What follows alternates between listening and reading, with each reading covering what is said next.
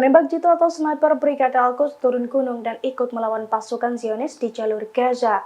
Dalam aksinya, Brigade Al-Quds telah berhasil melumpuhkan sejumlah tentara Zionis. Dari sebuah gedung, penembak jitu Al-Quds itu membidik tentara Zionis yang tengah bersantai di sebuah atap gedung. Video detik-detik sniper Brigade Al-Quds beraksi itu diunggah di media sosial Extrovert News pada Senin 15 Januari. Dalam video terlihat sniper Al-Quds itu berada di dalam rumah. Namun dia tampak mengarahkan senapan laras panjangnya ke posisi Zionis yang ada di sebuah gedung di seberangnya. Tak menunggu lama, sniper Al-Quds itu membidik tentara Zionis yang tengah bersantai. Bidikan sniper Al-Quds itu pun tampak tepat sasaran hingga membuat tentara Zionis langsung tumbang di lokasi. Dalam keterangan unggahan disebutkan bahwa sniper Al-Quds itu beraksi di pusat kota Khan Yunis. Namun tidak dijelaskan lebih lanjut kapan serangan itu dilakukan dan total korban dalam serangan tersebut.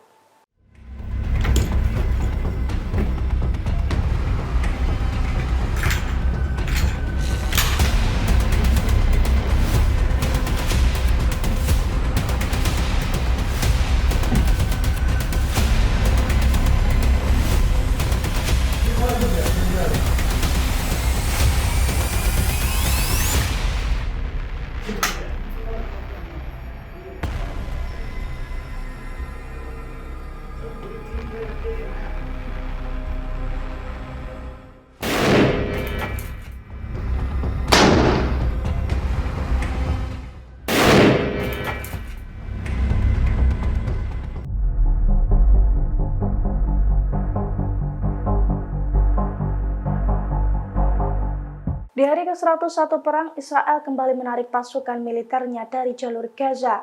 Padahal sebelumnya, Israel sesumbar akan tetap melanjutkan perang hingga pasukannya mengalahkan Hamas.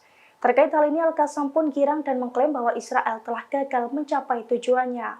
Dilansir dari Tribunnews.com, penarikan besar-besaran pasukan militer Zionis itu dilakukan pada Senin 15 Januari. Namun penarikan besar-besaran ini bukan pertama kalinya terjadi. Pada 31 Desember 2023 lalu, ribuan tentara cadangan juga telah ditarik keluar dari medan perang. Adapun penarikan pasukan yang terjadi pada hari ke-101 perang ini adalah divisi militer Israel ke-36, yang mana divisi tersebut terdiri dari Brigade Golani, Brigade ke-6 dan ke-7, juga Brigade 188 dan Korps Teknik. Setelah divisi ke-36 ditarik, kini Gaza hanya tinggal divisi saja yang perang melawan Hamas, yakni divisi 99, 162, dan 98. Terkait penarikan secara bertahap ini, pengamat menilai bahwa Israel tidak ingin blak-blakan mengakui bahwa pasukannya telah kalah di jalur Gaza.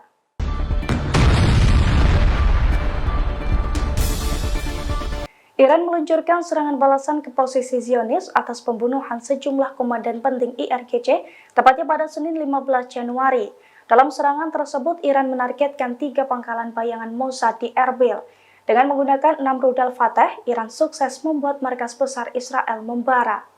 Dilansir dari Tribunnews.com, Garda Revolusi Iran atau IRGC menembakkan 6 rudal Fateh 110 ke ibu kota wilayah Kurdistan Erbil pada Senin 15 Januari 2024. Seorang petinggi IRGC mengklaim sasaran mereka adalah 3 markas bayangan agen intelijen Mossad Israel yang beroperasi untuk melakukan teror di Iran. Pasalnya, rudal-rudal itu menghantam sasarannya dengan akurat ditandai ledakan kuat dan guncangan di jantung kota Erbil pada Senin tengah malam. Media lokal menyebut setidaknya ada 5 rudal balistik yang menghantam dekat jalan Erbil Pirmat dan juga Bandara Internasional Erbil. Akibat serangan tersebut, 5 warga tewas dan 17 lainnya luka-luka. Sementara otoritas Bandara Internasional Erbil mengkonfirmasi bahwa semua penerbangan masuk dan keluar dari bandara telah ditangguhkan. Diketahui serangan itu terjadi pada saat beberapa komandan penting IRGC dibunuh oleh Israel di Suriah.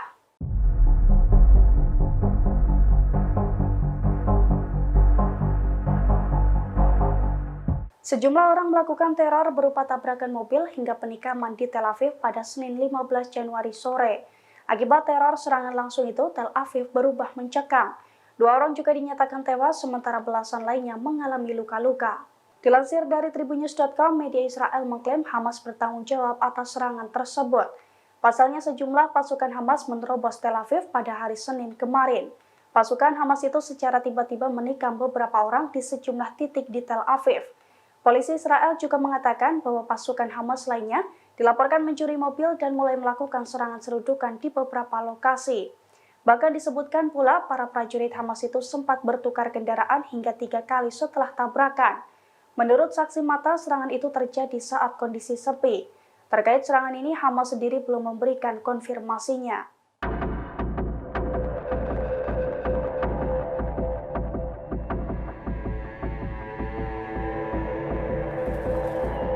Kekuatan Zionis dalam perang di Gaza mulai melemah, bahkan Gaza nyaris bersih dari tentara IDF.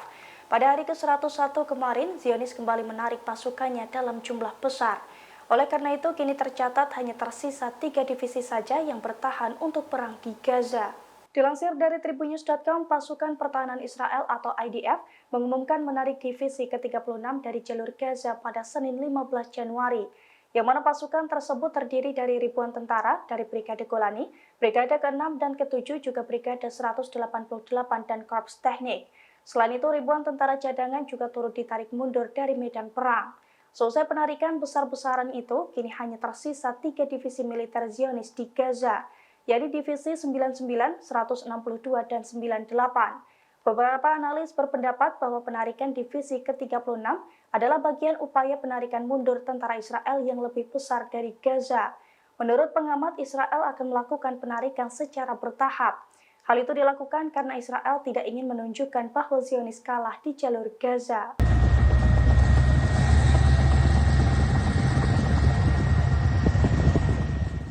Zionis mulai kewalahan melawan Hamas di jalur Gaza. Setelah mengalami kerugian besar, Brigade Golani dan ribuan tentara Zionis pun menarik diri dari Gaza. Penampakan iring-iringan tank Zionis pun beredar di media sosial. Video iring-iringan tank Zionis keluar dari Gaza itu diunggah di sosial media X News, tepatnya pada Selasa 16 Januari. Dalam video terlihat puluhan tank konvoi di sebuah lahan kosong yang diduga ada di perbatasan. Tank-tank Zionis itu pun tampak mengangkut puluhan tentara.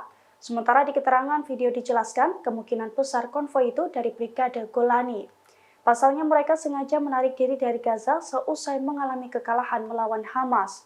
Video tersebut muncul seiring dengan pengakuan IDF pada Senin 15 Januari bahwa Zionis menarik divisi ke-36, yang mana divisi tersebut terdiri dari ribuan tentara dari Brigade Golani, Brigade ke-6 dan ke-7, juga Brigade 188 dan Korps Teknik.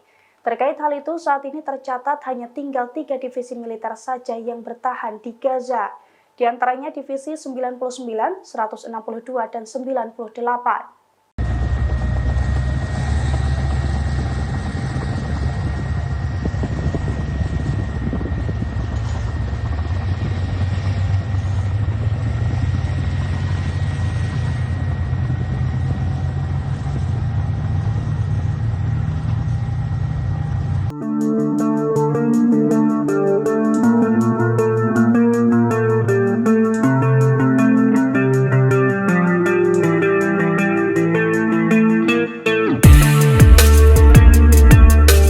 Aksi blokade Houthi di Laut Merah berhasil membuat perekonomian Israel semakin terjepit. Mitra bisnis Israel kompak meninggalkan Israel seusai terancam saat melintasi Laut Merah. Akibat blokade tersebut, ambisi Israel menjadi eksportir gas alam cair terbesar di pasar internasional juga gagal total. Dilansir dari Tribunnews.com, Houthi melakukan blokade di Laut Merah dengan menyerang semua kapal yang berkaitan dengan Israel. Pagar tersebut rupanya berhasil membuat reputasi bisnis Israel menjadi hancur. Mitra bisnis Israel juga kompak meninggalkan Israel. Selain itu, ambisi Israel untuk menjadi eksportir gas alam cair terbesar di pasar internasional juga gagal total imbas blokade tersebut. Hal itu terjadi karena Israel semakin kesulitan mengirimkan pasokan gas alam cairnya, sehingga banyak mitra Israel yang memilih untuk beralih ke pasar lainnya yang jauh lebih aman. Alhasil, Israel mengalami kerugian hingga 3 miliar dolar Amerika Serikat. Blokade tersebut juga membuat tekanan Israel, inflasi dalam jangka pendek meningkat hingga Israel terpaksa memangkas suku bunga acuan untuk pertama kalinya sejak tahun 2020. Konflik di Laut Merah antara Amerika Serikat, Inggris, dan juga Houthi Yaman memanas dalam beberapa waktu belakangan.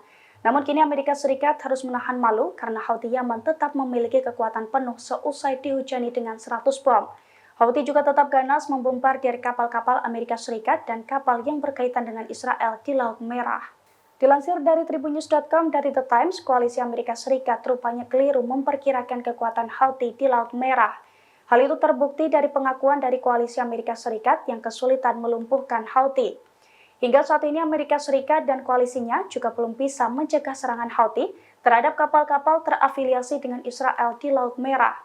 Diketahui sebelumnya serangan Amerika Serikat pada Jumat 12 Januari 2024 memang mengenai 90% target. Serangan itu juga merusak lebih dari 60 tempat drone dan juga rudal. Meski demikian, Houthi masih bisa mempertahankan sekitar 70 hingga 80% kemampuan militernya. Selain itu, beberapa peralatan militer Houthi juga bisa dipindahkan, sehingga peralatan itu bisa disembunyikan. Oleh karena itu, sejumlah pejabat Amerika Serikat mengaku akan menahan serangan ke Houthi untuk beberapa saat hingga pihaknya berhasil menganalisa hasil serangan sebelumnya. Download Tribun X sekarang, menghadirkan lokal menjadi Indonesia.